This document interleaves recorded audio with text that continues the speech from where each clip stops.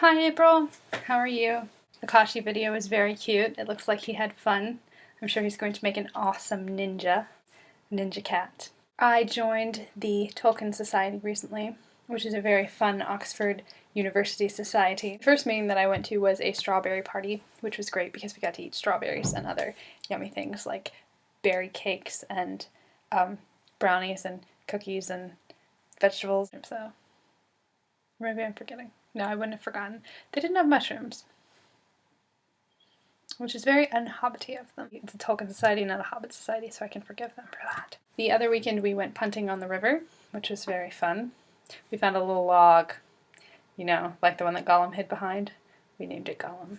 It was Gollum. It was following us. Punting, just in case you don't know, is kind of like canoeing, even though it's nothing like canoeing, but the boats look a little bit like canoeing, and some people sit in the middle, and then on the back, the person who is actually punting stands up and has this giant metal pole that you like stick into the mud, and then you pull back, and you just paddle like this, and you're shoving with your body weight. So it's a lot of upper body strength. It kills your shoulders. I did it for like 5 minutes, and I was dead the next day. And okay, I do have some upper body strength, regardless of what everybody seems to say. I can protect myself. Speaking of protecting yourself, that sounds like a sex talk. That's not what I was going to say. We read out our favorite passages of Tolkien's works, and then we just read out good passages in general. I read the passage where Frodo crosses the ford to Rivendell on the horse when he's running from the ring wraiths, because the ring wraiths are amazing in every way. Except, you know, they're evil. Of course, in the movie, Frodo doesn't get to run across the ford and turn around and yell at the ring wraiths that they need to go back where they came from because they are not getting the ring from him. But that's how it's done in the book. He also drops his sword when they approach in the movie instead of attacking them with it. I haven't really done that much other than writing and reading and talking about Tolkien stuff. So I found some videos that were just on my phone from way back when there was more interesting things that came up. No, that sounds really, really boring. Okay, some random little things that didn't really fit in with all the other stuff. So this is going to be the old scraps of videos collage. Here's some stuff that I do. Like on a rainy day, for instance, I decided to make a fort. If you want to see it. So I found this random little gate that was open today when I was shopping for my groceries. I wonder where this goes. And I ended up here. It's very sunny, as you can see. Not many days like this, but hopefully this will stay this way for the summer.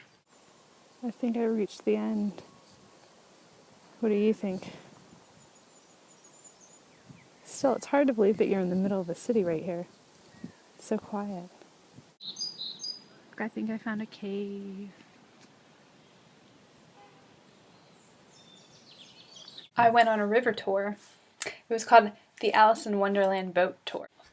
I did it with my friend Leonie, who's from Germany, and she's gone back to Germany now, though, and Christy's gone back to Norway. It's called the Alice in Wonderland tour because it goes down the river that Lewis Carroll was on with the real Alice when he first told her the stories of Alice in Wonderland. That was pretty cool because sometimes you could see things that kind of factored into Alice in Wonderland.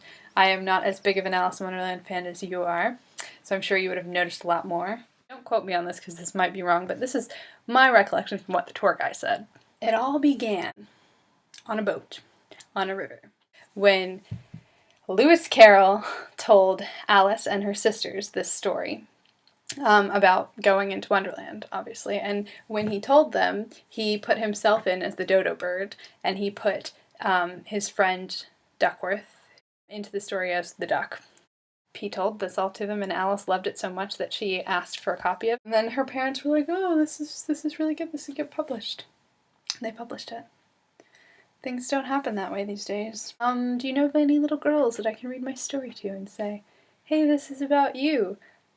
Get this published"? Well, as always, I hope you're doing well and you have lots of fun things. I will try and do more fun things and go on fun adventures for my next video. So apparently, people want to see what my room looks like. Obviously, you can see the little corner behind me. I'm going to give you a little tour of the rest of my room. So if we do a complete 180, there is my bookshelves and my messy desk that kind of snakes around like that. Remember that finals just happened, so obviously my room is a little bit messier than it is normally because it's end of the year finals and all. Here we can look at the view outside if you want to see that. Some apartment buildings, but up top it's kind of pretty enough. You can see that little house back there is cool. And my prayer flags and the mirror. Well, mirror shot, how cool is that? I'm turning you every which way.